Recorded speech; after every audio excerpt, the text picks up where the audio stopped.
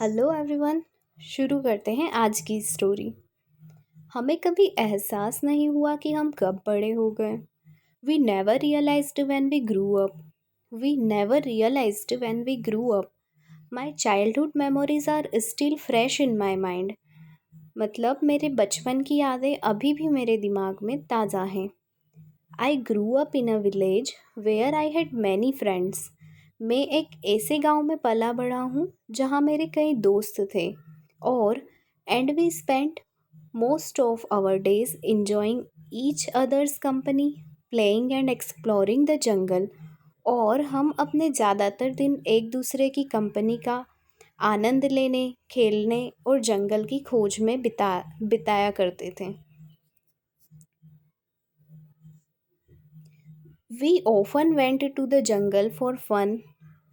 हम अक्सर जंगल में मौज मस्ती के लिए जाया करते थे। ऑफन का मतलब होता है अक्सर। हम अक्सर जंगल में मौज मस्ती के लिए जाया करते थे।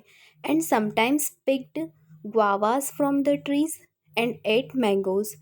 और कभी पेड़ों से अमरूद तोड़ते या आम खाते।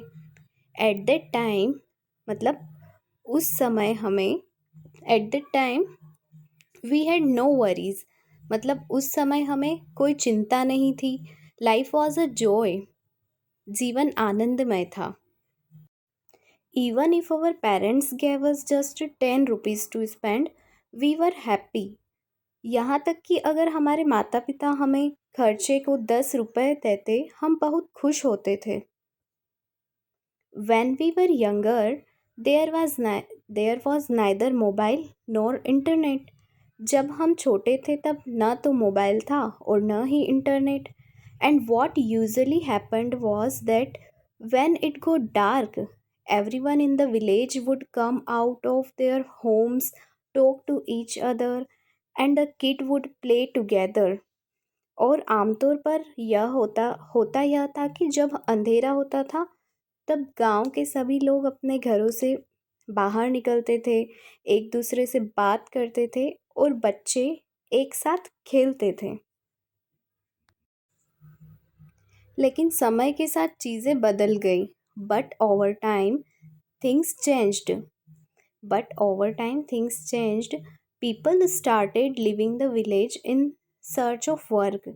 लोग काम की तलाश में गांव छोड़कर जाने लगे। और and one day when I came home after playing with my friends, और जब मैं दोस्तों के साथ खेलकर एक दिन घर पर आया तो my family told me that we were moving to the city. मेरे परिवार ने मुझे बताया कि हम शहर जा रहे हैं because the village didn't offer any permanent job.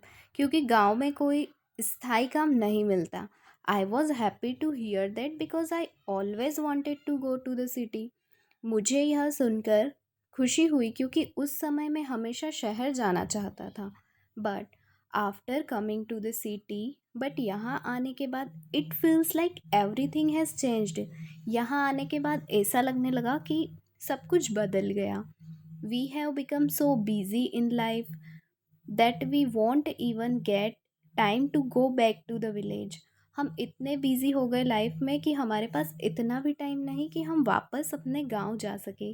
Living in the city has its own advantages, but it's not the same thing as in the village. Most people here are busy with their work. यहाँ पर सब अपने काम में ज़्यादातर busy रहते हैं। And don't even have time for others और यहाँ दूसरों के लिए समय तक नहीं होता।